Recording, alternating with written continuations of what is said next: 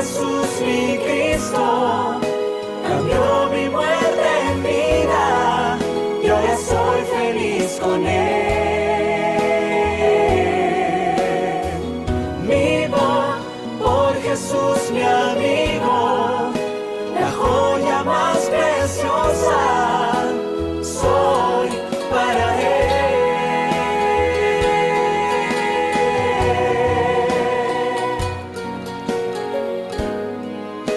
Cambió mi muerte en vida, yo ya soy feliz con Él. Vivo por Jesús mi amigo, la joya más preciosa, soy para Él.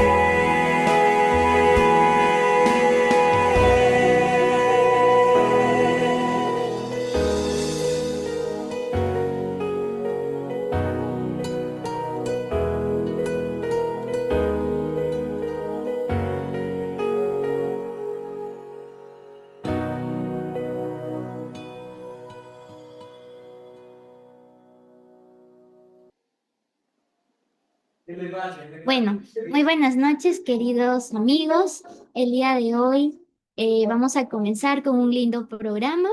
Y pues, pero antes me gustaría presentarnos aquí junto con mi amigo que está a mi lado. A ver, Hola, ¿cómo están? ¿Qué tal? Buenas noches a cada uno de ustedes. Mi nombre es Renzo Caguana, y estoy muy feliz de poder acompañarlos en este programa lindo del Ministerio Rafa junto al hermano Raúl Mauro y la hermana Isabel Mauro. Les mandamos un cordial saludo a cada uno de ustedes. Estamos muy felices de que puedan estar con nosotros. sí, y mi nombre es Yamila Benavente y también estoy muy feliz de poder estar con ustedes el día de hoy. Los dos en este hermoso programa vamos a ser los encargados de poder llevarlo a cabo. Somos los moderadores y pues estamos muy felices de poder contar con cada uno de ustedes. Les mandamos un fuerte saludo a algunas personitas que he visto que ya se están conectando, que es Luis Enrique Galindo, Milagros, Karina. Entonces un fuerte saludo para ustedes. Dios los bendiga. Y ahora vamos a dar inicio a este hermoso programa que tenemos preparado. Pero antes nos gustaría que podamos entonar todos juntos un hermoso himno que a continuación lo vamos a proyectar. Sí, así es un libro muy bonito que titula La razón de vivir. Vamos a ver. ¿Dónde está?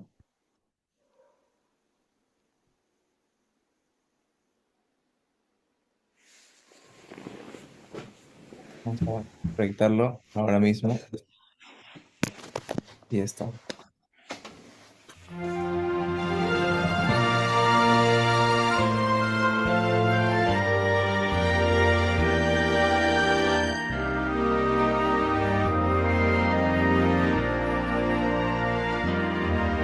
Si no puedes luchar, si no sientes hoy paz, si en tu vida no encuentras sentido, si todo lo que haces te parece sin motivo, si no ves una razón para existir.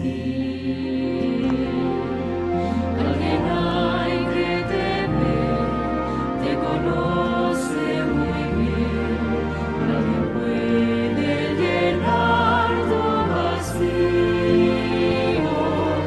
Es Jesús quiere caminar contigo, solo tú se lo puedes permitir.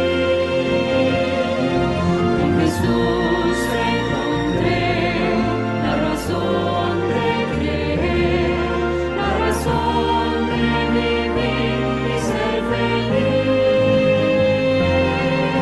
Nada hay, nada existe, nada llenará tu ser como Jesús, tu amigo y Salvador. Hoy yo puedo confiar y mi vida entregar. Hoy yo puedo hallar el camino. Es Jesús quien a salvarme vino. Es Jesús a quien hoy podré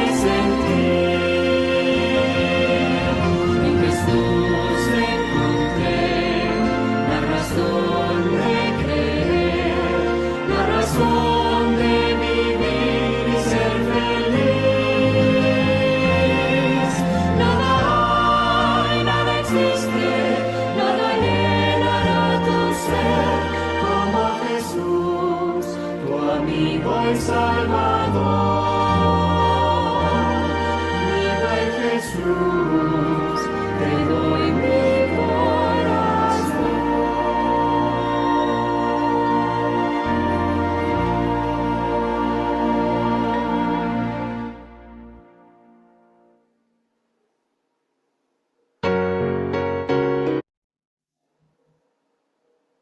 Amigos, hermanos, ¿qué tal? ¿Cómo están? ¿Me escuchan? Qué hermoso himno, la verdad, la razón de vivir es Jesucristo en todo momento. Así que vamos a empezar este programa bonito con una pequeña oración, ¿les parece? Vamos a inclinar nuestros rostros donde estemos para orar y elevar nuestras plegarias ante Dios. Oremos. Gracias, Señor Padre, porque permites que nos reunamos, Señor, aquí para poder aprender un poco más sobre este tema, Señor, tan complejo, a veces tan difícil, Señor. Permite que a través del tema que vamos a poder estudiar, realmente vamos a entender a amar de mejor manera, Señor. A amar como tú amas de forma perfecta, Señor, que podamos reflejar realmente tu carácter en las personas. Acompáñanos en todo el programa, guíanos, Señor, y que tu luz sea que nos alumbre en cada paso que demos. En el nombre de Jesús. Amén. Muy bien, queridos amigos. Ahora vamos a entrar a una parte muy importante de este programa, que es la parte justamente principal. Y para eso nos está acompañando nuestra querida amiga Jessica Rodríguez. Vamos a dar una breve descripción de ella. Le mandamos ahí un fuerte saludo. Si es que pueden poner sus reacciones también. Bueno, Jessica Rodríguez es psicóloga. Ella es especialista senior en educación, psicología positiva y gestión de talentos. Es docente universitaria de pregrado y de posgrado. Tiene estudios en Perú y España y logrando 3 maestrías en educación, gestión administrativa y también innovación. Y tiene 2 especialidades en gestión del talento humano. Jessica ha colaborado en instituciones públicas y privadas, es consultora en importantes empresas del medio y también es líder de iglesia y apasionada por el ministerio de la Iglesia Adventista del Séptimo Día. Y es por ello que ahora vamos a darle el tiempo a nuestra queridísima hermana Jessica, que tiene a cargo un hermoso programa para el día de hoy. El tiempo es con usted, hermana Jessica. Hola, ¿qué tal? ¿Cómo están? Gracias. Gracias por la bienvenida, gracias también por la invitación. Y bueno, estamos aquí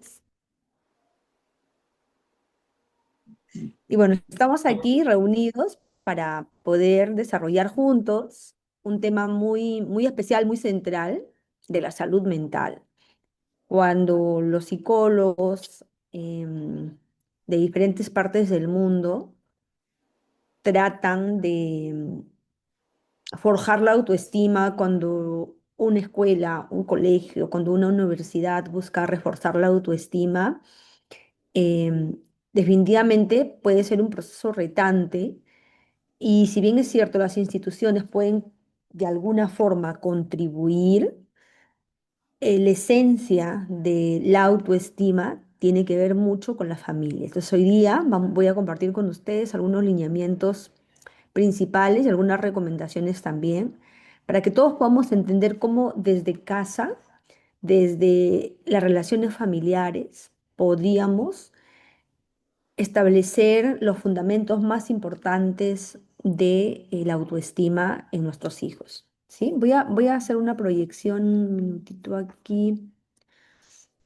A ver, me avisan si ustedes pueden ver mi pantalla. ¿Sí ven mi pantalla? Sí se ¿Sí? ve. Ya, perfecto. Miren, si ustedes quieren, pueden ir participando con algunos comentarios en el chat, y si alguien quiere de manera muy específica hacer algún comentario o consulta puntual en el tema, lo puede hacer, pero les comento que en la parte final de esta sesión vamos a tener un espacio también para responder algunas preguntas. Entonces, a lo mejor en el chat pueden ir escribiendo sus preguntas para que en la parte final podamos responder, salvo que sea como muy indispensable, algún comentario en especial en alguna parte de lo que vamos a ir revisando, también ustedes lo pueden hacer, ¿ya? Pueden levantar su mano, aquí hay la opción para levantar su mano y podemos participar de esa forma, ¿ok? Muy bien, autoestima y bienestar. Les pregunto, a ver, pueden participar con sus micrófonos abriéndolos o también los leo. ¿Cuál crees que es nuestro primer y más fluyente núcleo de relacionamiento? ¿Dónde hemos aprendido a relacionarnos, a ser amigos, a trabajar con otras personas? ¿Dónde aprendemos? A ver, los leo o si no los escucho, si es que ustedes quisieran participar abriendo sus micrófonos. ¿Cuál es En, el primer centro y más influyente núcleo de relacionamiento? en familia, en el hogar. Ajá, ok, en familia. Y ya, muy bien. Luis nos dice en la familia, Nancy nos dice en el hogar, Gladys también nos dice en la familia. Ajá. Miren, la familia definitivamente es así. La familia, el hogar, la palabra hogar viene de la palabra hoguera. Y si nosotros nos imaginamos una hoguera, si estás en la selva, por ejemplo, ¿no? O si estás en el desierto, si estás en la playa, estás en un lugar a la intemperie, o te perdiste, las personas generalmente buscan un lugar, ¿no? Un buen indicador es cuando de lejos visualizamos a lo mejor un fuego o una hoguera, porque significa que ahí alrededor hay personas. ¿Y personas para qué? Para cuidarse, personas para calentarse, ¿no? Para atenderse, para ayudarse. El hogar tiene que ver con una hoguera, con ese concepto de en la vida, en este mundo, vamos caminando y nacemos en una hoguera, con un grupo de personas donde buscamos atender nuestras principales necesidades. Y las principales necesidades, pensamos que a veces son solamente físicas, pero hay necesidades muy importantes que son las emocionales. Entonces, en la familia se convierte en el centro del bienestar emocional. Y una familia emocionalmente sana proporciona apoyo, amor, compañía y es un excelente día de crecimiento personal y de convivencia sana. Sin embargo, como somos seres humanos falibles, en la familia, bien es cierto, no todo es perfecto, entonces también hay conflictos, también hay desacuerdos, también hay momentos de tensión y es parte en todos los grupos hay, ¿no? En los grupos de trabajo, y la familia es un grupo de personas que también persiguen ciertos objetivos, que también trabajan juntos, ¿no es cierto?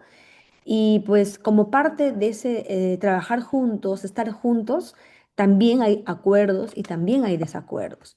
Pero es la familia el centro de nuestro bienestar emocional.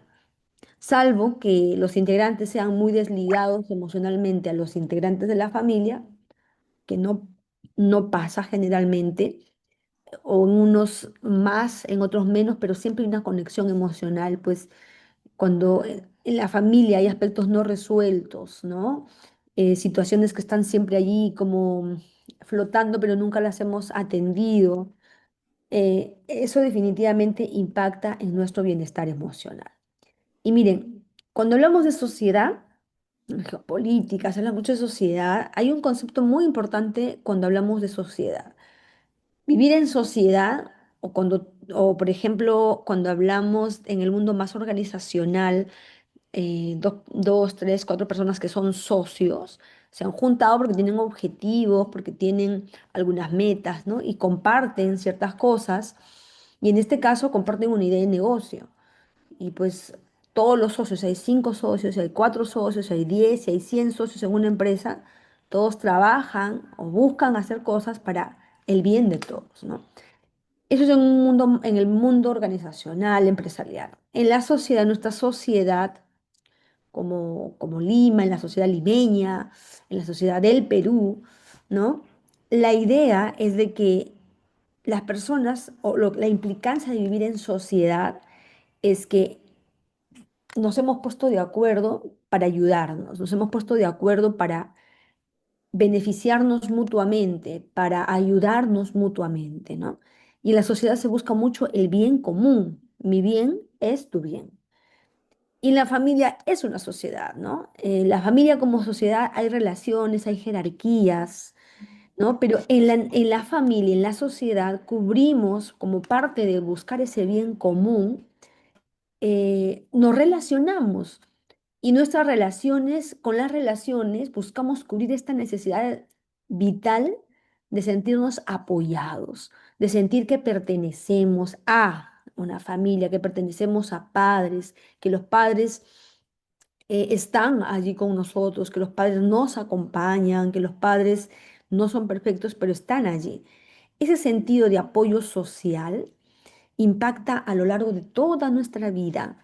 Por eso, la forma en que nos relacionamos en las familias va a determinar en gran medida cómo se va a relacionar la sociedad en un entorno mucho más, en un aspecto mucho más amplio, no solo la familia, mis vecinos, el barrio en el que vivo, la iglesia a la que asisto, el colegio al que voy, a la universidad a la que voy, el trabajo en el que trabajo, ¿no? Todo eso va a marcar la familia, la forma en que nos relacionamos en la familia, que cubre esa necesidad vital de apoyo, va a impactar mucho en esta forma de relacionarnos. Y el apoyo social hace que las personas pues sean más sanas y vivan más tiempo. Cuando uno se percibe apoyado y no solo, cuando uno percibe que cuenta con alguien, pues eso tiene un impacto muy importante en nuestro bienestar, en nuestra tranquilidad, en la paz que todos buscamos, ¿no? Pero cuando en la familia no hay no se cubre esa necesidad, pues empezamos a ver algunas conductas que no contribuyen en tanto al bienestar y por el contrario a veces vemos conductas patológicas, ¿no? Y es que por eso entonces el primer lugar donde tenemos que recibir y transmitir esta sensación de apoyo social es la familia y deben haber ricos vínculos sociales. El común denominador de los sardos de Italia, los Okinawa de Japón, los adventistas de Loma Linda, que son las tres comunidades más longevas en el mundo. O sea, en el mundo se han hecho muchos estudios y estos tres lugares existe la gente con mayor longevidad, mayor salud física y salud emocional. Tienen un bienestar completo, más integral, ¿no?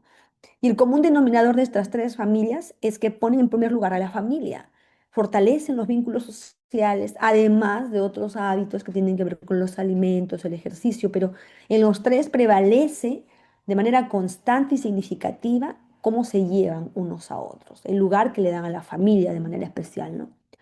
Y hay muchos estudios científicos que corroboran esto. Harvard, por ejemplo, terminó hace poco, justo ahí nada más que empezó la pandemia, terminó un estudio bien interesante con algunos insights, algunas conclusiones bien interesantes. Hizo una republicación de algunos hallazgos, porque ellos observaron a 700 personas por años, por cerca de 76 años de investigación. Y las observaron desde que ellos nacieron hasta que fueron muchos de ellos perdiendo la vida y hicieron una documentación detallada, ¿no? De cómo les fue en el nido, en la escuela, en la universidad, en su trabajo, los antecedentes médicos que tenían estas personas, el tipo de relacionamiento, su influencia. Muchos de ellos lograron ser grandes profesionales, unos truncaron su vida de muchos aspectos, algunas personas tuvieron un desarrollo muy diferente a otras, ¿no? ¿Y qué se observó aquí? Harvard confirma y en la publicación que ellos hacen dicen, miren, las personas que hemos visto con indicadores de mayor bienestar y felicidad tienen un común denominador. Desde que nacen, desde que tienen sus primeras experiencias hasta cuando son más adultos, es que el común denominador de estas personas es que han tenido buenas relaciones en todos los momentos, en todas las etapas de su vida, en todos los entornos en los que se han encontrado. Son personas que tienen buenas relaciones, ¿no? Las buenas relaciones nos hacen más saludables, felices, y lo que importa es la calidad de las relaciones más cercanas, no la cantidad, sino la calidad de las relaciones, cómo sobrellevamos nuestras relaciones. Un minutito. Muy bien. Entonces, y el matrimonio, pues tiene que ver con esa concepción, ¿no? El nido emocional. No se trata de nunca discutir, porque los esposos, los líderes del hogar, tienen diferencias. Vamos a discutir, vamos a tener desacuerdo. El problema no está en tener desacuerdos. el problema está en cómo sobrellevamos nuestros desacuerdos. Y en este nivel emocional no se trata de no discutir, sino de mostrar que se puede amar incluso en un conflicto y que tenemos que aprender hábitos para sobrellevar mejor, ¿no? La crianza desgasta, pero también puede unir más que nunca cuando existe admiración, humor y perdón.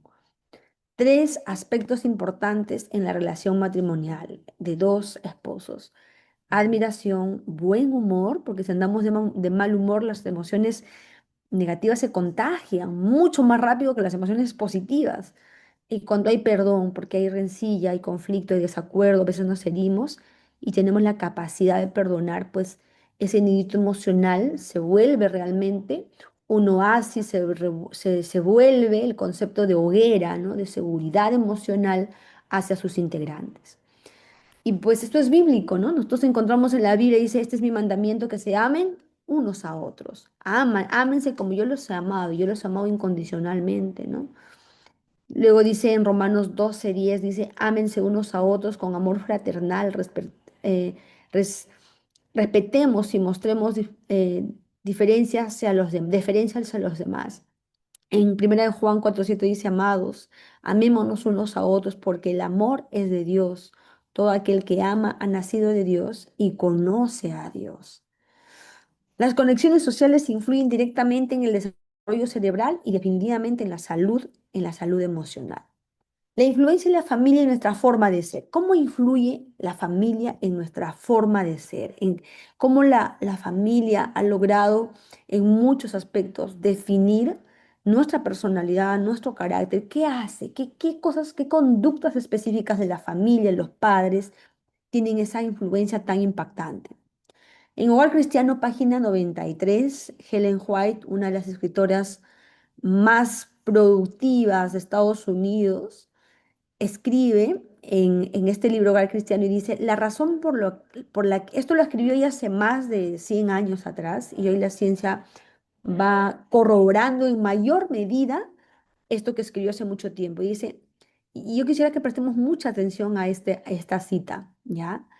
La razón por la cual hay en nuestro mundo tantos hombres y mujeres de corazón duro estriba, se explica, es en consecuencia, ¿no? En que el afecto verdadero se ha considerado como una debilidad y se lo ha desalentado y reprimido. La parte mejor de la naturaleza de esas personas fue pervertida y atrofiada en la infancia. Y a menos que los rayos de la luz divina puedan derretir su frialdad y el egoísmo de su duro corazón, la felicidad de tales queda sepultada para siempre. Cuando los estudios científicos, ¿no? Se preguntan, cuando la ciencia se pregunta, ¿por qué tenemos una sociedad camino, camino a la locura, ¿no? Camino hacia la pérdida de valores. Por qué tenemos una sociedad con hombres y mujeres y cada vez son menos empáticos? ¿Por qué vivimos en sociedades donde nos importa más nuestro propio bien que el bien común? ¿Por qué? Elena White dice es que el afecto verdadero en muchas familias se ha considerado una debilidad y como consecuencia, entonces la mejor parte que las personas chiquititas, los bebés, los niños, los infantes, los niños, los adolescentes, la mejor parte de su naturaleza, cuando, cuando Dios en Génesis dice, y dijo Dios, hagamos al hombre a nuestra imagen y semejanza, la palabra imagen hace énfasis al cuerpo, a lo corporal, a lo fisiológico, a lo físico, pero cuando Dios hace referencia a la palabra semejanza, se habla de dos aspectos muy importantes, la capacidad de razonar y esa parte afectiva, muy única del ser humano. Entonces, esa parte, la mejor parte de nuestra naturaleza como personas, es pervertida, dice, y atrofiada en la infancia. Entonces, la felicidad de las personas se ve sepultada para siempre. Vamos a analizar algunas partecitas. Dice, hay hombres y mujeres de corazón duro. ¿Cómo y cuándo hay un corazón duro? Hay muchas conductas que pueden demostrar que una persona tiene un corazón duro, muchas. De cara hacia la crianza de los hijos, una persona de corazón duro conductualmente, una forma son los gritos, las amenazas, el castigo físico, el castigo verbal. Ver a los padres discutir o pelear, ¿no? Los padres que son críticos, severos, autoritarios, no tener cuidado de las necesidades del niño, la negligencia, ¿no? Las palabras también. Las palabras que a veces son muy destructivas, ¿no? Qué decepción, no te esfuerzas, qué tonto, no te diste cuenta. Siempre eso es lo mismo. Tu hermano mira cómo lo hace o mira cómo tu compañero, la comparación. ¿Cuándo aprenderás, no? Son conductas que expresan que hombres y mujeres tienen un corazón duro, poco afectivo, ¿no? Donde hay desacuerdo entre el padre y la madre, los niños participan del mismo espíritu. Y estas conductas definitivamente pueden demostrar un desacuerdo muy alto, ¿no? Muy grande. Los niños tienen la percepción rápida y disciernen mucho los tonos pacientes y los tonos amorosos. Yo quisiera hablarles aquí de dos tipos de madurez. Hay una madurez que tiene que ver con la experiencia. Usted encierra a un niño, se queda por algún motivo atrapado en un auto, un bebé de 1 año, y él no sabe cómo salir del auto. ¿Por qué? Porque no tiene experiencia, todavía está aprendiendo a tener uso de razón, pues tiene 1 año, ¿no? Su razón recién está en construcción y tiene poca experiencia y de un problema para él grande, o no se, ni se da cuenta que está en un problema. Para nosotros, para una persona de más edad, pues es fácil, ¿no? Abrir la puerta y salir, pero ellos no. Ese tipo de madurez que tiene que ver con la experiencia, mientras más años, más experiencia, más maduro, más aprendizajes, ese aprendizaje es un aprendizaje consciente. Pero hay una madurez que es la madurez no experiencial de aprendizajes basados en la experiencia, sino que se habla de una madurez que tiene que ver con aspectos más inconscientes. Nosotros, por ejemplo, en la tecnología admiramos mucho, pues, las herramientas que nos da la tecnología, ¿no? Yo puedo tener una memoria USB, puedo tener un disco externo que tiene 10, 20, 40 teras, ¿no? O una PC que tiene mucho almacenamiento, mi propia computadora, mi propio celular, pero yo tengo que hacer acciones, valga la redundancia, para que ingrese información acá.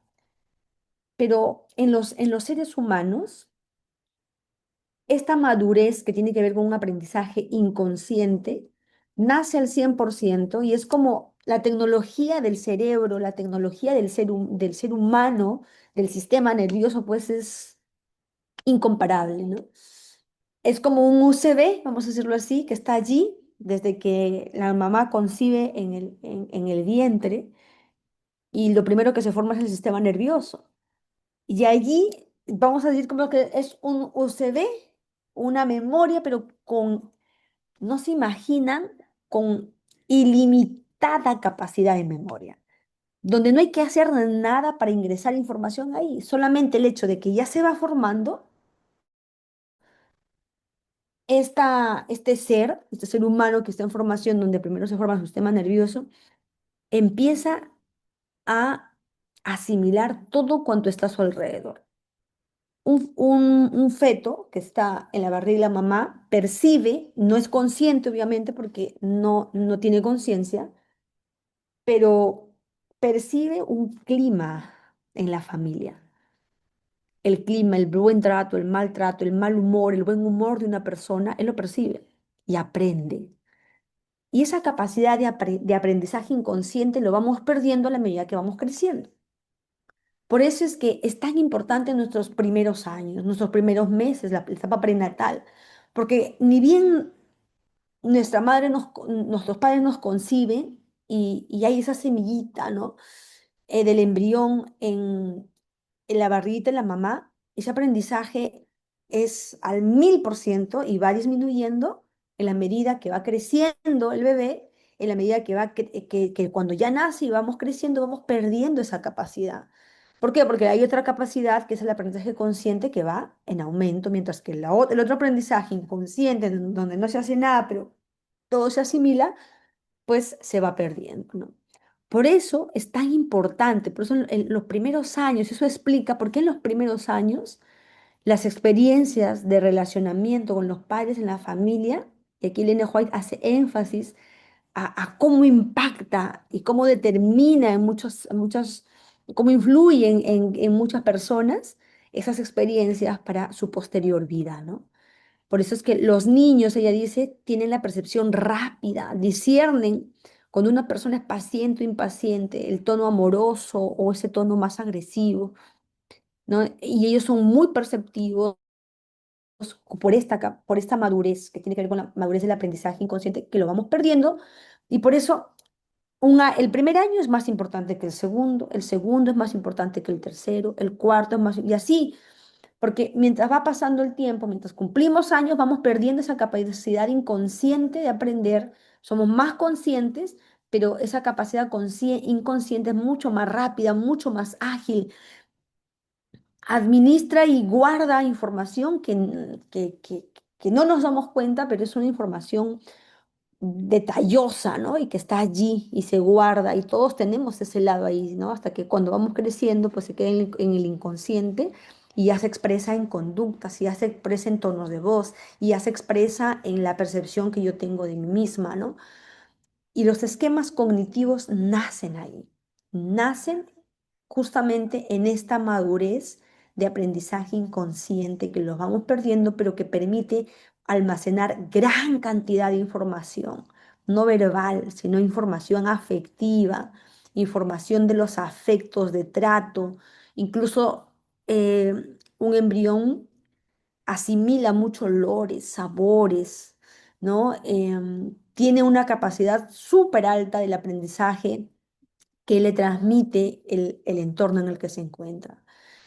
Y allí tenemos como consecuencia hombres y mujeres de corazón duro porque tuvieron experiencias que han marcado y han definido, han influido en gran medida sus esquemas cognitivos. Entonces, cuando hay esos aprendizajes, cuando los chicos van creciendo, entonces vemos problemas de conducta, violación grande de normas, grave de normas, agresiones a personas, destrucción de la propiedad, ¿no? Y trastornos muy fuertes de ansiedad, de depresión, casos clínicos, ¿no? Con trastornos muy severos, trastornos de personalidad. Un trastorno de personalidad hoy muy común, con mayor prevalencia en la población. En mujeres es el trastorno límite de personalidad y en los varones un trastorno, y más en estas generaciones nuevas, el trastorno narcisista, ¿no?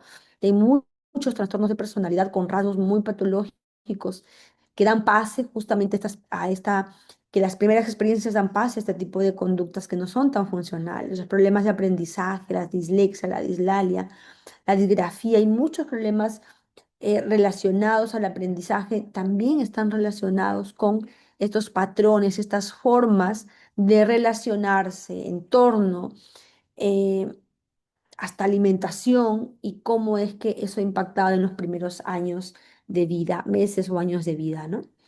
Entonces, el afecto verdadero se ha considerado como debilidad, dice ella, ¿no? Y se lo ha desalentado y reprimido. Los niños tienen la percepción rápida y hay un sistema, el llamado el sistema límbico, que en otro momento vamos a hablar cómo influye y cómo este sistema viene a ser como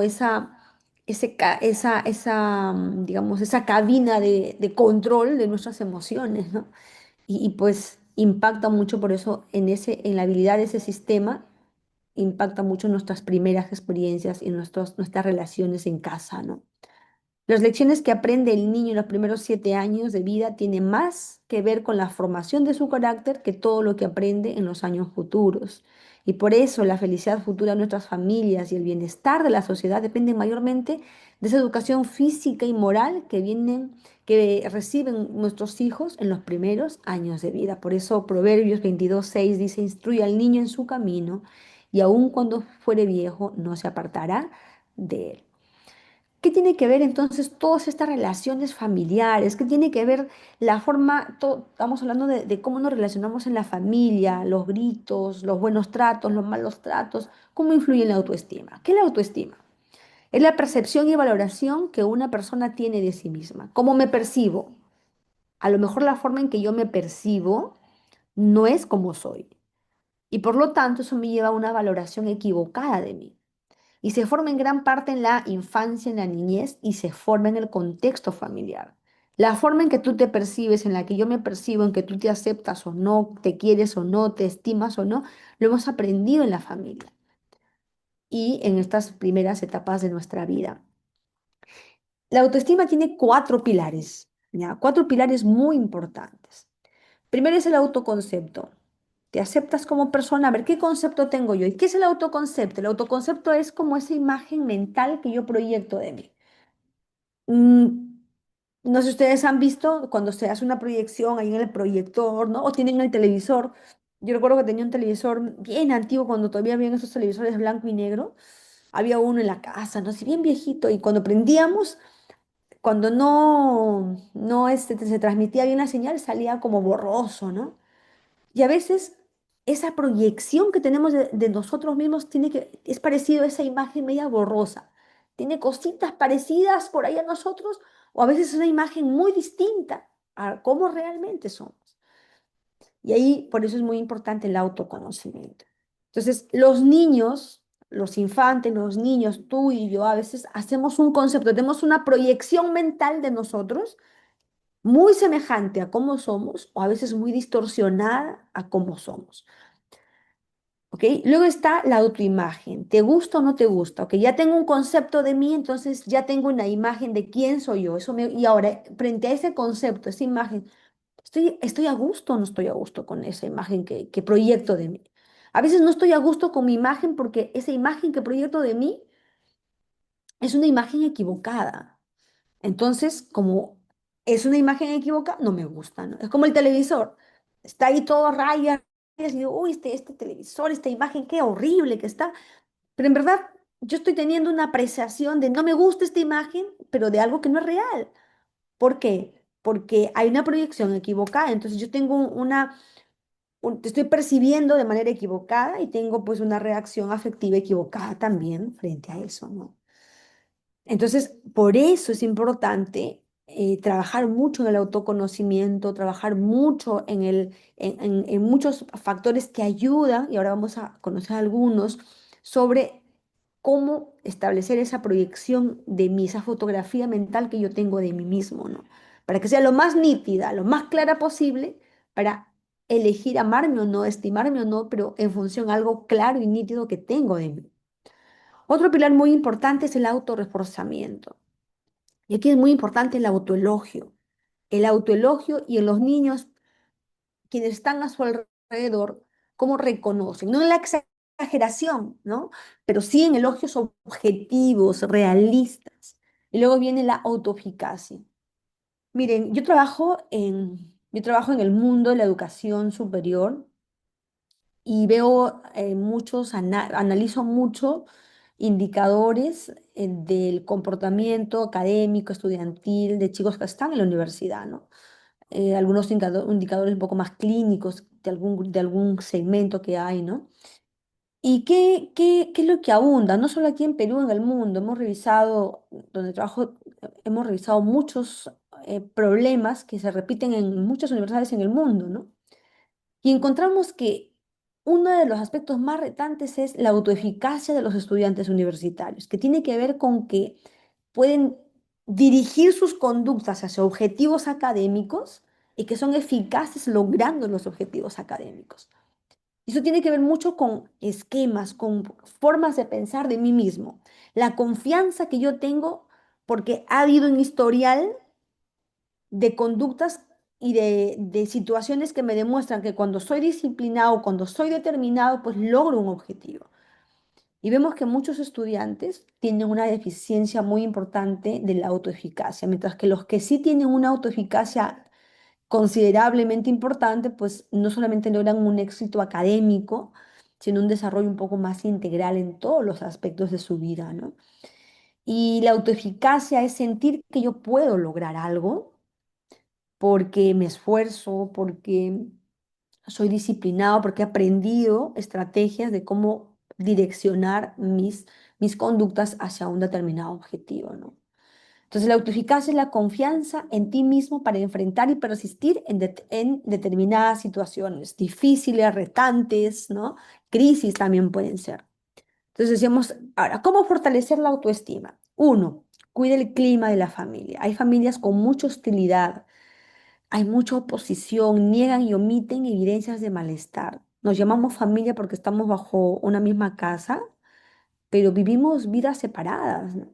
Cada quien en su cuarto, en su celular. Y la oposición en estas familias es muy evidente. ¿Y cómo se evidencia? Hay gritos, hay aislamiento. Y el aislamiento tiene que ver con que no compartimos nuestras experiencias. No, y hay una creencia errónea en los papás, ¿no? ¿Qué le voy a contar? ¿Qué le voy a decir? No me entiende. No, ¿para qué? Mi hijo no tiene que saber. Y en verdad tiene que saber. En un equipo, las personas y la familia es un equipo, tienen que saber lo que está pasando con sus miembros, lo que les preocupa. Los chicos les hace bien saber que el papá está preocupado por algo, la mamá está preocupada por algo. Eso es bueno. Entonces, cuando decimos, no, no se lo digo, no se lo digo porque no, está chiquito, no, o porque no, está en su mundo, no lo quiero, no, no también ellos piensan lo mismo, "No, ¿para qué le voy a decir a mi mamá? ¿Para qué le voy a decir a mi papá? ¿No? Y estamos aislados por eso, no se colabora, cada quien su tema, ¿no? Em, yo recuerdo una familia que me gusta mucho recordar como una imagen muy bonita de una familia que funcionaba como un team, ¿no? Como un equipo. Em, la niñita más chiquita tenía que hacer una exposición o una maqueta, ¿no?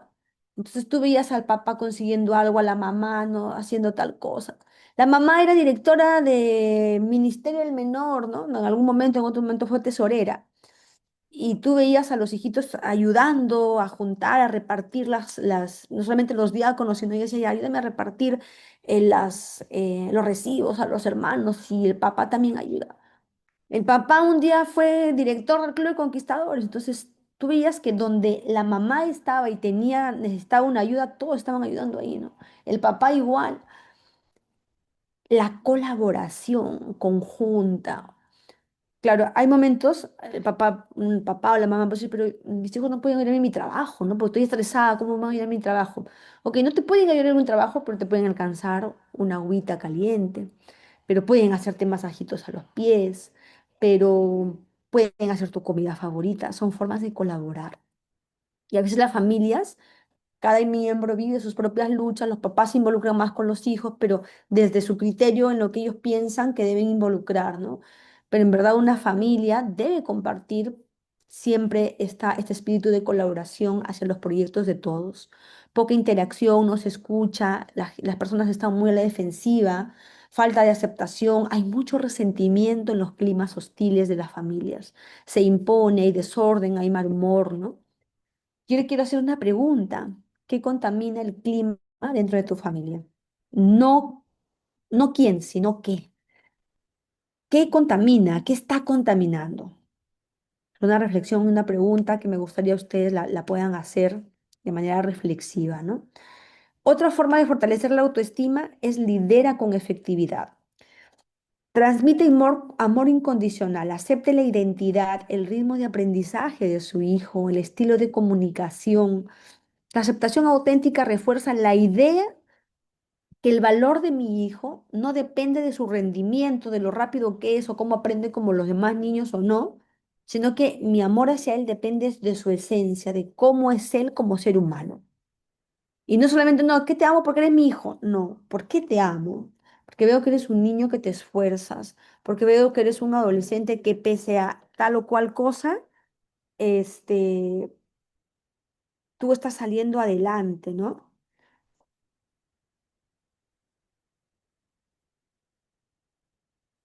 ¿Cómo fortalecer la autoestima desde transmitir este amor incondicional? Yo quiero hablarles aquí de una forma de liderazgo que tiene que ver con la firmeza y la cercanía. Firme en el rol, cercano en la relación. No, yo soy amigo de mi hijo, yo juego, todo, no está siendo cercano. Pero a veces esa sensación de cercanía, ese concepto de cercanía a veces se confunde cuando el papá o la mamá se convierte muy permisiva. Como soy cercano, soy permisivo. Y la forma de liderar, de liderar en casa tiene que ver, y el rol del papá es que soy cercano contigo, juego, te acompaño, hacemos las cosas juntos, soy cercano, soy tu amigo, me cuentas tus películas, yo también, mira, compartimos, soy cercano, soy horizontal, pero cuando tengo que exigirte algo, tengo que ser firme, firme en mi rol, cercano en la relación. Firme cuando tengo que decirte, mira, esto que has hecho no está bien. Mira, las reglas aquí nosotros hemos acordado esto respecto a tu alimentación, ¿te acuerdas? Pero no tengo que decirlo molesto, mi relación no tiene que cambiar cuando le digo eso, ¿no? Soy firme en el rol, pero tengo que ser cercano en la relación. El rol exigente, claro, un diagnóstico realista, mira, esto no hiciste bien, esto te faltó, pero mira, vamos a solucionarlo juntos, ¿no? Genera tensión creativa, no esa tensión agresiva, desconfirmante, sino una tensión de un cuestionamiento, pero en positivo, ¿no? Mira, hiciste eso, ¿qué pasó? ¿Qué pasó? ¿Por qué lo hiciste? A ver, quiero entenderte. Ok, de nuestra conversación estamos el diagnóstico ahí realista. Nos estamos dando cuenta que pasó esto. Muy bien, ¿cómo vamos a solucionarlo? Ahora vamos a hacer un plan, ¿no? Vamos a hacerlo juntos. Firme en el rol, pero cercano en la relación. La clave de la educación en cuanto a la autoestima tiene que ver con el querer y el creer. Querer es te amo genuinamente, incondicionalmente, pero también creo en tu potencial. En los chicos que tienen habilidades diferentes, esto es muy, muy, muy importante y clave. Creer en el potencial. ¿De qué es capaz tu hijo? ¿Qué potencial tiene? ¿Has visualizado sus talentos? ¿Crees en sus talentos o crees que siempre necesita ayuda? Y creer en el potencial, en su potencial, en su talento y habilidades, involucra tener una expectativa grande de él, ¿no? No porque lo quiero y es mi hijo, sino porque soy realista, porque conozco su talento, su disciplina, lo positivo que él pueda tener y espero lo mejor de él. Eso transmite, y no tienes que decirlo solo en palabras, es tu actitud, es lo que esperas, es tu expectativa, que a veces tiene que ser transmitida, pero a veces lo transmitimos, espero lo mejor de ti, hijito, ¿no? Pero después hago llamadas como dudando de él, ¿no? O sostengo conductas que transmiten duda de su quiero, pero también creo en su capacidad, ¿no? Tres, cómo fortalecer la autoestima? Ser coherente. ¿Qué significa ser coherente? La crianza juntos significa educar con coherencia. Juntos, juntos, ¿no? Yo digo, vamos aquí, el papá dice sí, la mamá dijo que vayan ahí. El papá dijo, mira, hoy día nos quedamos y la mamá dice, mira, el papá, yo ya hablé con el papá y hoy día nos quedamos. Coherencia. La confusión nace cuando hay contradicción. La mamá dice una cosa, el papá dice otra cosa. El niño necesita un mensaje claro, firme y amoroso. Papá y mamá pueden tener estilos diferentes, pero deben compartir valores comunes, instrucciones también comunes. Y eso fortalece mucho, además del clima, la seguridad de seguir una instrucción, ¿no? Y eso repercute mucho también en la autoestima. Y por eso es importante que los padres, para que haya coherencia entre ellos, pues conversen, ¿no? Y ahí hay acuerdos con la pareja, ¿no? Que es otro tema, pero que impacta directamente cuando se trata de ser coherentes en la crianza. Los niños no necesitan padres perfectos, sino padres presentes que se amen, se respeten, caminen juntos en la crianza. Cuarto, ¿cómo fortalecer la autoestima? Fomentar el bienestar. ¿Cómo aumentamos el bienestar? Fomentamos. A nivel emocional, con abrazos, con escucha activa, la validación de sentimientos. No, tú no lloras. No, ok. Está llorando, reconozco que estás llorando, no entiendo lo que te está pasando, pero ok, vamos a hablar en otro momento. El reconocimiento, la confirmación emocional es muy importante, ¿no? El apartado físico, los hábitos saludables, el descanso, el cuidado. Y cuán importante es el bienestar a nivel espiritual, las que promover en casa la fe que profesamos. Eso es un baluarte que es muy importante en la vida y en el bienestar. Hay estudios científicos también que demuestran que un factor de bienestar tiene que ver mucho con este lado de creencias, ¿no? ¿En qué creemos? Y pues si tenemos una cosmovisión bíblica cristiana, pues los cristianos creemos en un Dios creador. La familia, el bienestar de la familia tiene que también incluir promover este aspecto, ¿no? Y quinto, ¿cómo fortalecer la autoestima? Usa un lenguaje positivo. El lenguaje positivo es hablar para construir, no para destruir. Y aquí cuatro aspectos importantes. Afirma la identidad, no solo la conducta. En vez de decir eres malo, puedo decir eres una buena persona, pero mira, esta acción, tu grito de hoy día en la tarde, la forma en que me has hablado hoy día, no me agradó. Eres un buen chico, te estás esforzando, pero hoy día en la mañana, cuando fui a recordarte y ayudarte a levantarte temprano, reaccionaste mal y eso no me ha gustado. Afirma la identidad de decir, ok, eres una persona buena, te estás esforzando, pero esto no me agradó.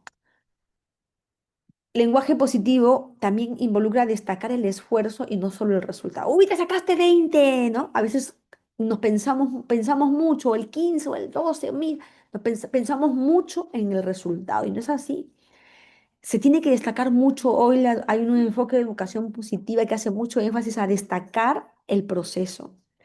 Te sacaste bien, en vez de decir qué bueno, sacaste 18 y decir qué bueno, puedo decir, me encanta cómo te esforzaste para aprender y mejorar.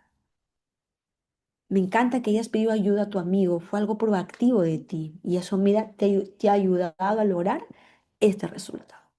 Tres, habla desde el amor y no desde la ira. Eso es algo que nos cuesta a todos. A veces estamos en momentos de mucha impaciencia, ¿no?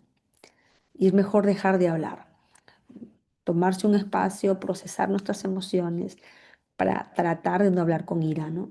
Te amo y por eso quiero ayudarte a cambiar esta actitud. Usa palabras de fe. Y si nosotros en la familia forjamos esta creencia de fe en un Dios amoroso, es muy importante incluir mensajes que refuercen también eso. Sé que Dios, por ejemplo, un ejemplo es, sé que Dios te ha dado grandes talentos y confío en que lo vas a usar para tu bien. O mira, no hemos logrado esto, hemos fracasado por segunda, por tercera vez, pero Dios nos va a fortalecer para retomar esta conducta, hijo o hija, ¿no?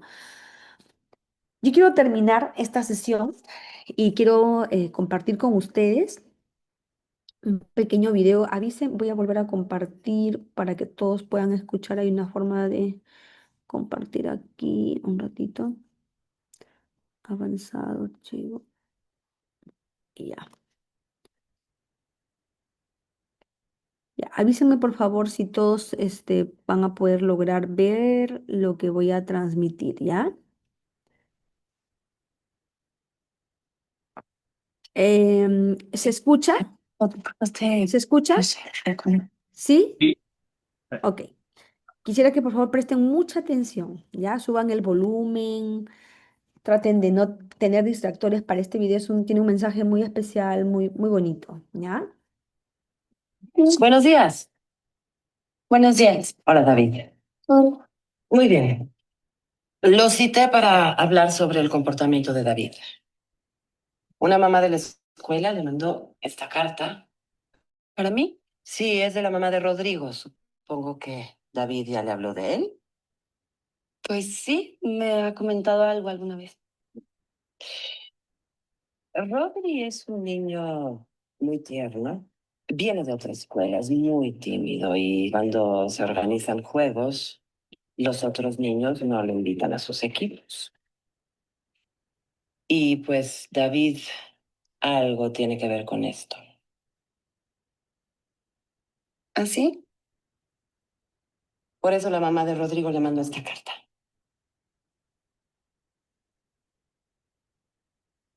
¿Qué dice mamá?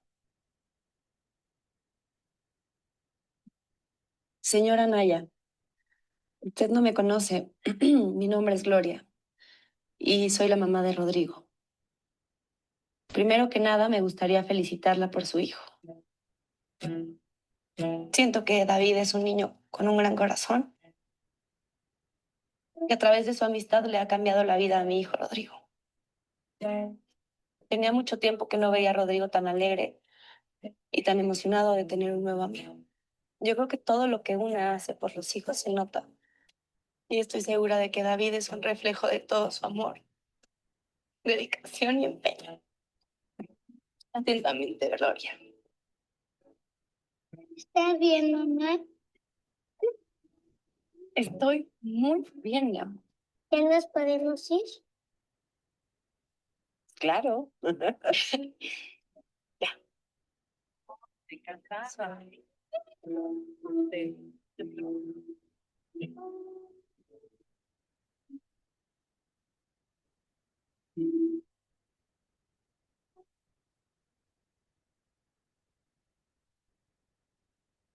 Lo primero que pensó la mamá, lo primero que pensó esa mamá probablemente fue, es una llamada de atención, ¿no? Pero era una felicitación en verdad.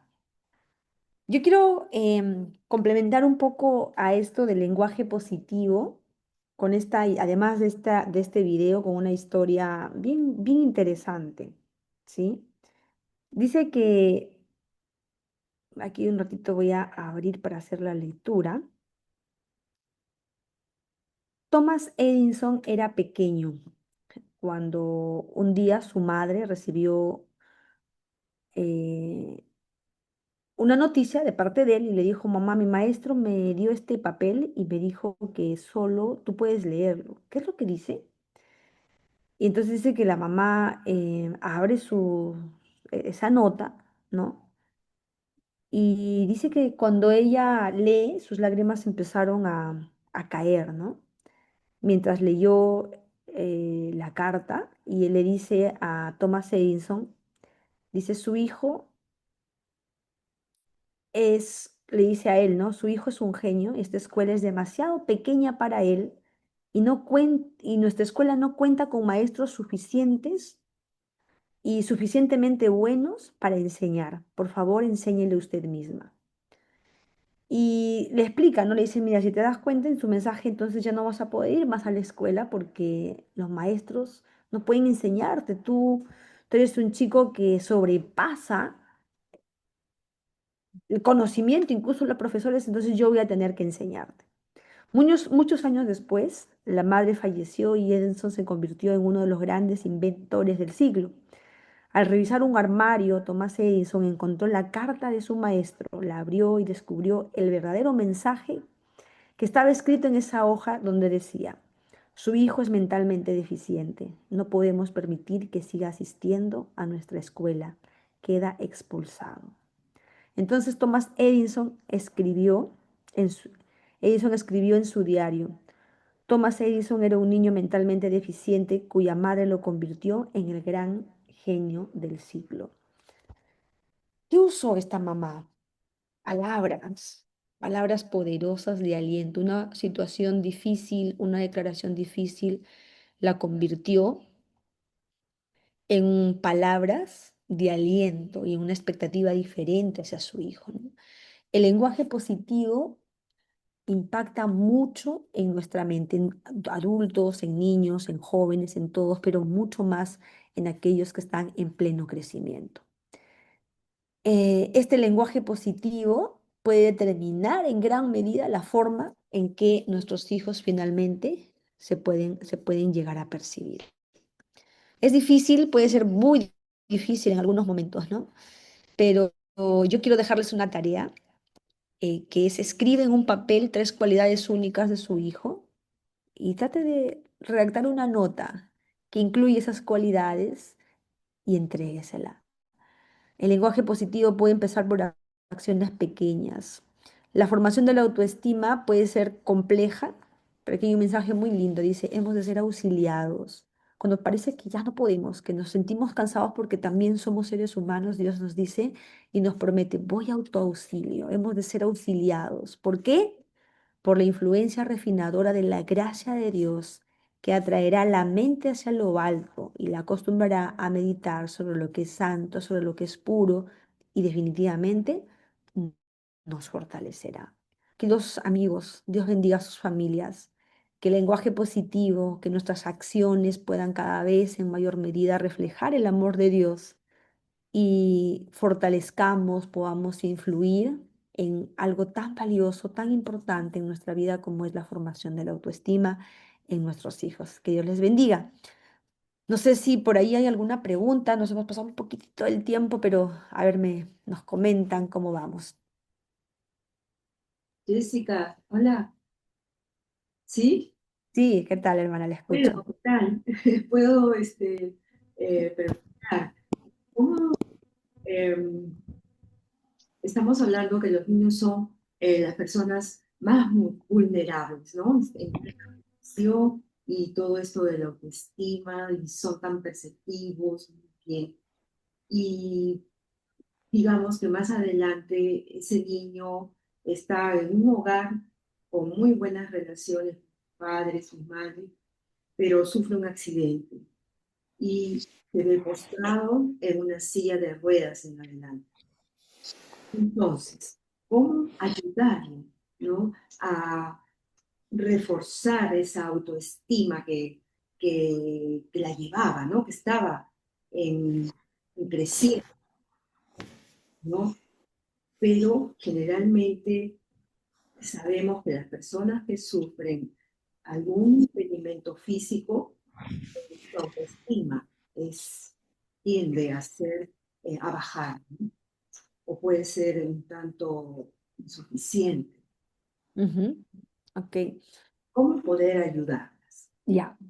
Miren, dos aspectos, elementos esenciales en la intervención, digamos, como parte de una intervención terapéutica de aceptar un cambio, porque esa es una crisis, ¿no? O sea, perder, de pronto estar bien y tener pasar un accidente y empezar a acostumbrarse a una nueva forma de vida puede ser, no puede ser, es una crisis. Y las crisis tienen etapas. Estoy en mi status quo, en mi zona conocida, pasa la crisis y me resisto, me niego. Entonces hay etapas, ¿ya? Todas las crisis, el duelo, un accidente como este, ¿no? Donde me cambia la vida. El, y el cambio involucra resistencia, negación. Luego las personas se sumen a veces en una profunda ansiedad, una profunda depresión. Trae lo interesante. Todos somos resilientes, todos. Unos somos más que otros. Y hay factores que ayudan a eso. Pero todos tenemos en nuestra capacidad, nuestro cerebro produce endorfinas. Las endorfinas no solamente calman el dolor físico, sino calman el dolor emocional y generan bienestar.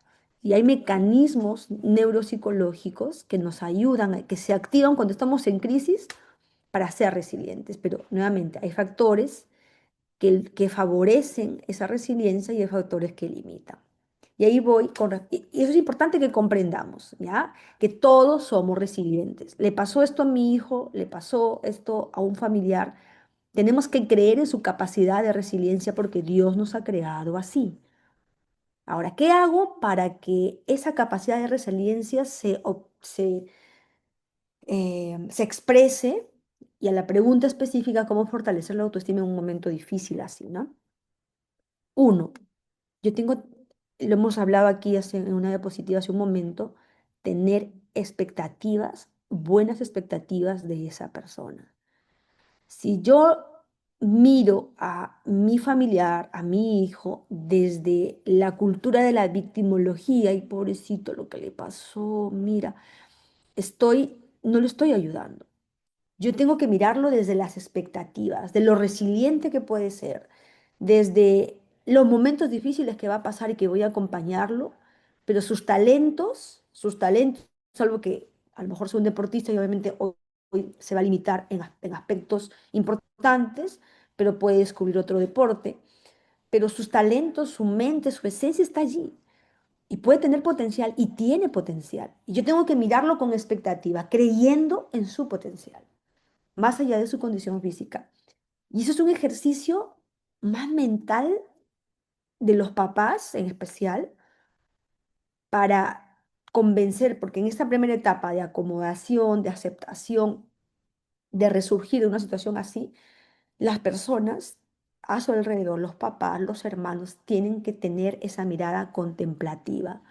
No, no desde lo víctima de una situación, sino desde su capacidad resiliente para reponerse a una situación tan difícil.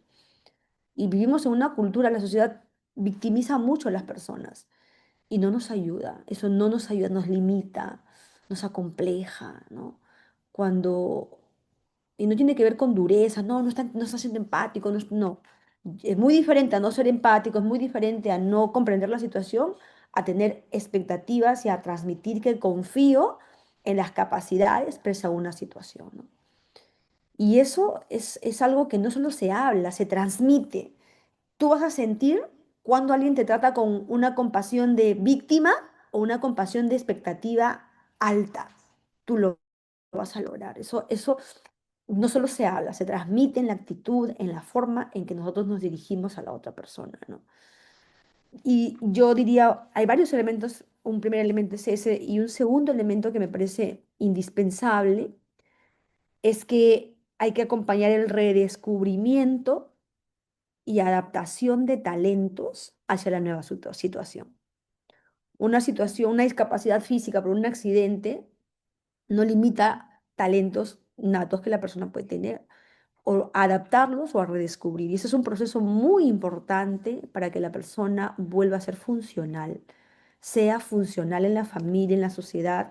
Y la funcionalidad tiene que ver con la independencia, tiene que ver con muchos aspectos que hacen que aunque hay límites, hayan limitaciones, la persona puede ser independiente en expresar su talento en la medida que sea posible, ¿no? Todos los casos no son iguales, definitivamente, pero transmitir eso es esencial. Ujú. Qué lindo, gracias, gracias Jessica. Isabel, ok. Gracias. Una pregunta, Jessica. En el caso de inclusión en la iglesia, ¿no? De familias con personas con habilidades diferentes. Eh, Hay familias que en sí no llegan a una iglesia porque su autoestima no es normal, no es buena, ¿no? Porque se sienten en desventaja o en fin, X factores. Entonces, no llegan a la iglesia por eso. Pero entonces, ¿cómo ayudarles? ¿Cómo ayudarles a estas familias para que puedan entrar en la iglesia, ¿no? Para que no tengan ese temor, no piensen que no los quieren, que no los aman, etcétera, ¿no? O es algo que no se puede cambiar en ellos, en esa familia. La ayuda, el servicio no es solamente con acciones, no con palabras, sino con acciones, ¿no? Esas familias les hace mucho bien y es un oasis, en verdad, cuando hay grupos y una iglesia se muestra con comportamientos considerados. Supongamos en el ejemplo que nos ha puesto la hermana Isabel, ¿no? Tengo una familia, hay una familia que a lo mejor tiene alguno de sus miembros tiene alguna discapacidad en especial. ¿Qué acciones consideradas hace la iglesia para ayudar, ¿no? Porque una de las grandes limitaciones tiene que ver a veces cuando hay alguna habilidad diferente o hay alguna discapacidad física, tiene que ver con algunas condiciones, ¿no? Las gradas, las clases, ¿no? Etcétera. Si es una clase de escuela sabática, si es la escalera, si es un tema en el que vamos a hablar sobre, ¿no?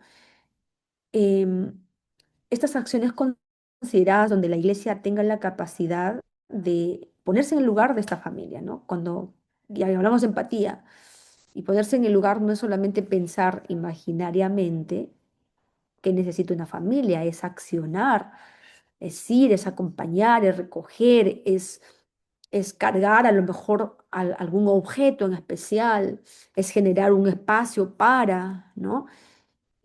Son acciones. Entonces, las acciones de ayuda, las acciones consideradas, hacen que una familia así, sienta que la iglesia, si bien es cierto, no vive su realidad, pero está siendo intenso. Hay un mensaje no verbal de este grupo humano hace intentos por ayudarme en algo que necesito, ¿no? En facilitar algo. Y esas acciones consideradas y de servicio, pues tienen que estar presentes para incluir a la familia, para incluir a la persona, ¿no? Si no hablamos solamente de palabras, ¿no? O sea, sí, vamos a ser considerados, pero las acciones están lejos de eso, ¿no? Ujú. Gracias, Jessica. Ok. No sé si tal vez hay alguna pregunta que tengan los Pregunta o comentario a lo mejor, ¿no? comentarios también, sí.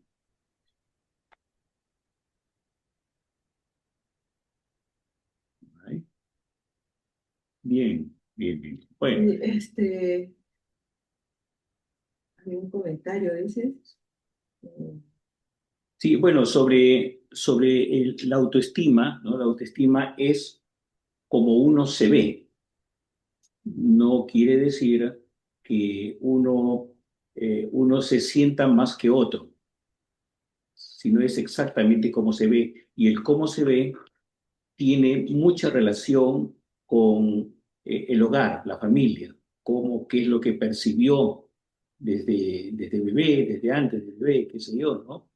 Eh, por eso es el cuidado que necesita tener la familia para que su hijo tenga una autoestima positiva, ¿cierto? Ujú.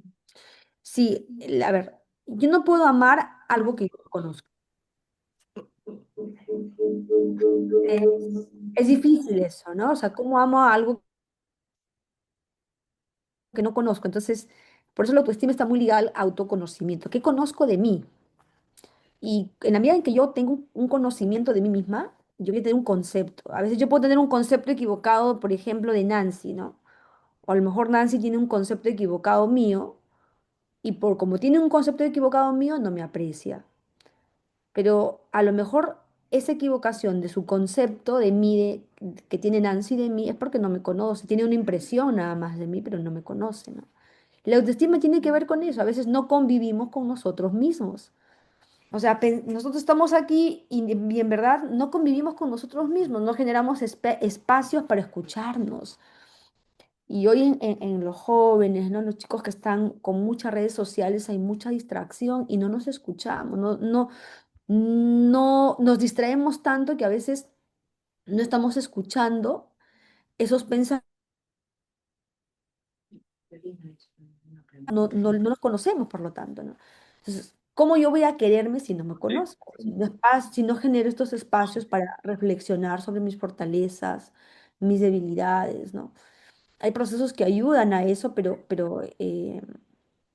a jóvenes, ¿no? A niños es importante tener espacios, generar espacios terapéuticos, incluso para un autodescubrimiento, ¿no? Un autoconocimiento para estimar. Porque si no, como decía un momento, no tengo una fotografía mental de mí aquí muy diferente a quién soy. Y no soy así, no soy así porque estoy viendo más lo negativo, estoy como sobreexaltando cosas positivas mías y no soy yo. Y entonces tengo una estima de algo que no es real de mí. Entonces, por eso la autoestima empieza, o sea, tiene que ver mucho con autoconocimiento, ¿no? Ah, Así es. gracias, gracias, mi querida hermana. Por acá tengo una pregunta, estoy leyendo cómo ayudar en la autoestima en un adolescente que piensa no sé, Y alguna parte de su cuerpo de es su feo, cuerpo, sí, sí, sí. si lo estoy leyendo. Ese Ajá. es un problema de percepción. Hay que identificar si eso tiene que ver con un tema de autoestima, ¿ya? O tiene que ver con un problema de percepción. Por ejemplo, en problemas de anorexia y bulimia son patologías de un trastorno de percepción. Estoy súper flaca, pero me veo al espejo y veo que estoy muy llenita. Es un trastorno de percepción. Entonces, cuando alguien tiene ese problema, hay que ver si es un problema de trastorno de percepción o es un problema de autoestima, ¿no?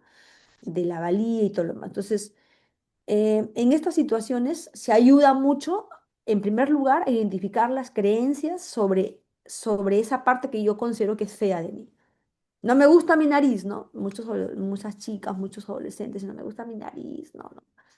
mis ojos y ven como, porque hay mucha comparación y en los adolescentes hay mucha comparación. Hasta los adultos nos comparamos. Estoy segurísima que todos acá nos comparamos, ¿no? Entonces, porque es algo muy, muy, muy, muy humano. Pero donde más nos comparamos es en la adolescencia. Entonces, hay que ayudar allí a creer, perdón, a identificar las creencias en función a por qué tu nariz no te gusta. ¿Qué estás viendo en tu nariz que no te gusta? Que está esta parte de tu cuerpo, ¿por qué no? A ver, dame argumentos. Y allí se identifican mucho identificando creencias irracionales, ¿no? Que a veces nacen mucho de esto de las redes sociales o los chicos o los adolescentes están mucho y hay mucha comparación. Entonces hay como un perfil de la nariz perfecta y todos creen de que esa es la nariz única que todo el mundo tiene que tener. Entonces, una forma de ayudar es escuchando los argumentos de por qué esta persona cree que esa parte de su cuerpo es fea. Cuestionando, no un cuestionamiento de, ay, ¿cómo crees? ¿Cómo te vas a parecer así? ¿Cómo vas a pensar? Sino, y a ver, ¿y qué más? ¿Y qué crees? ¿Y cuál sería la nariz perfecta para ti? ¿Y cómo crees que esto sería perfecto para ti? ¿O cómo podría mejor? Y luego hacer preguntas, pero así como tienes esta parte de tu cuerpo, ¿en qué te ayuda? Entonces, estamos haciendo preguntas para racionalizar mucho más esa idea errónea que tiene de sí mismo, ¿no? Eso, digamos, como un primer auxilio, si la idea es muy persistente y ya tiene características que interrumpen incluso su desenvolvimiento, entonces hay que acudir a una consulta terapéutica para tener un abordaje mucho más profesional, ¿no? Ujú. Sí. Hermana, ¿puedes? Yamila, Sí, listo, ahora sí. Bueno, agradecemos a nuestra querida hermana Jessica por este hermoso tema que nos ha dado el día de hoy y también agradecemos a cada uno de ustedes que han estado participando por lo que vemos aquí en el chat. Y bueno, para poder culminar este hermoso programa, vamos a hacer una oración. Así es, vamos a girar nuestros rostros para poder orar y terminar con una oración. Oremos. Gracias, Señor, porque permites que podamos aprender un poco más, Señor, acerca de esos comportamientos, Señor, cómo lidiar, Señor, con ciertas percepciones. Que tú, Señor, seas quien nos pueda ayudar a entender, a vernos, a amarnos, como debería ser, Señor, como lo que somos. Somos tus joyas, tú nos llamas, tú nos has amado tanto, Señor, que has dado a tu Hijo, Padre. Que podamos entender ese amor y que podamos amarnos como tal. Gracias, Señor, porque estamos siempre aquí unidos, que este grupo se reúne de manera continua, Señor. Permite que tu espíritu pueda llegar a cada hogar, a cada dispositivo, a cada corazón, Señor, para que puedas sentir tu presencia. En el nombre de Jesús. Amén. Amén. amén, amén. Hermanos, me gustaría poder hacerles algunos anuncios. El día martes tenemos un programa también muy bonito. El día de hoy, como han podido escuchar, el tema ha sido el poder de la autoestima y ha sido tratado por nuestra hermana Jessica, que ella es psicóloga. Y el día martes vamos a tener el tema tratado desde la Biblia y el jueves vamos a tener el mismo tema, pero tratado desde la medicina natural, el estilo de vida. Entonces los esperamos a los dos programas que tenemos el día martes y el día jueves. Ahora sí, hermanos, quedan cordialmente despedidos. Dios los bendiga a cada uno de ustedes. Un fuerte abrazo y que tengan muy linda noche. Gracias, Gracias, muchas gracias. gracias. Parece que salimos. Gracias, que Dios los bendiga, hermanito. Sí, Qué gracias. lindo, gracias, Jessica. Sí, ahí se fue, creo. Muchas gracias. Y bueno, gracias con todos. Dios los bendiga. Hasta el martes, ¿ok? Abrazos. Sí, Hasta recuerden, martes. empezamos a las 8, recuerden. Hasta luego. Nos vemos, cuídense, abríguense.